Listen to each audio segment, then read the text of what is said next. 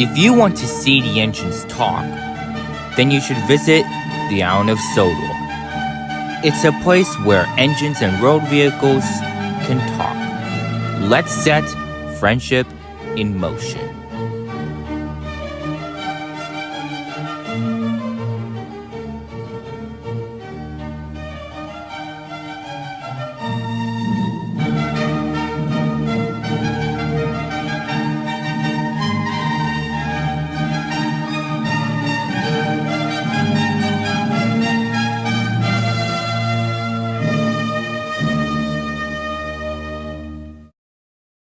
Sir Topham Hatt decided that Percy needed a rest.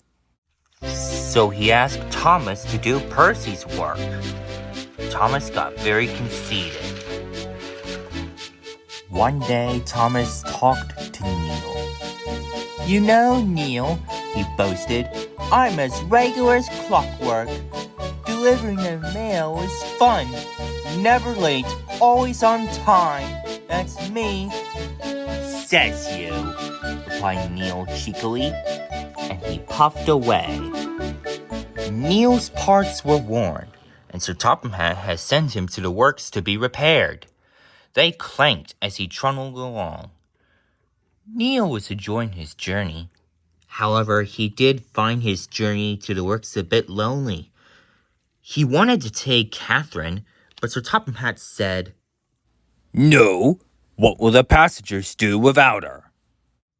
Ivanhoe promised to look after Catherine, but Neil couldn't help but worry a little. "Ivanhoe doesn't understand her like I do," he said.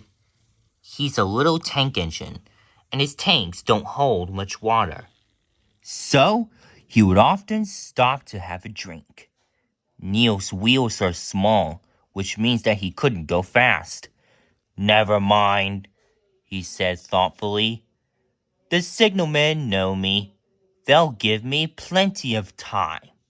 But Neil didn't know that one of his stations was a new signalman. He felt thirsty and tired and had come a long way.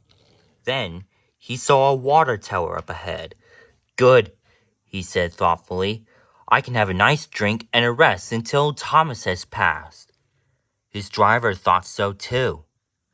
Neil was enjoying his drink when he saw the new signalman.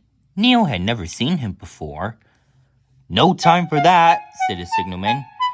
"You must clear the line for Thomas and the mail train." "Right," said Neil's driver. "We'll wait in the siding." "No good," said the signalman. "It's full of trucks. You'll have to hurry to the next station. They got plenty of room for you there." I must hurry, Neil panted. But hurrying used a lot of water, and soon his tanks were soon empty.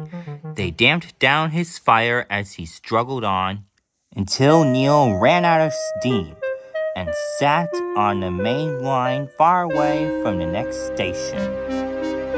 His fireman walked back, and he put detonators on the line to warn Thomas and his driver. And then he hurried along on his sleepers. "I'll tell that signalman something," he said brumly. Thomas was fuming when Neil's fireman came and explained what had happened. "I'm going to be late." "My fault," said the signalman. "I didn't understand about Neil." "Now, Thomas," said his driver, "you'll have to push him." "What, me?" spluttered Thomas.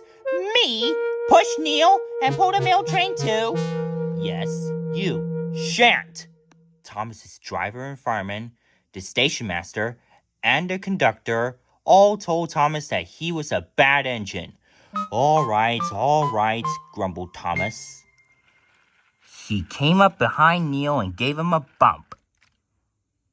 "Get on, you," he said crossly. Thomas's driver made him push Neil all the way to the works. "It serves you right for being so cross," he said. Thomas had to work very hard, and when he reached the workstation, he felt tired and exhausted. Some boys were on a platform. Cool, said one. The mail is late, and double-headed too. Do you know what I think? I think, he went on, that Thomas couldn't pull it on his own, so Neil had to help him. Gah, grumbled Thomas, and he disappeared in a cloud of steam. Never mind, Thomas, chuckled Neil. They're only teasing. Ha ha!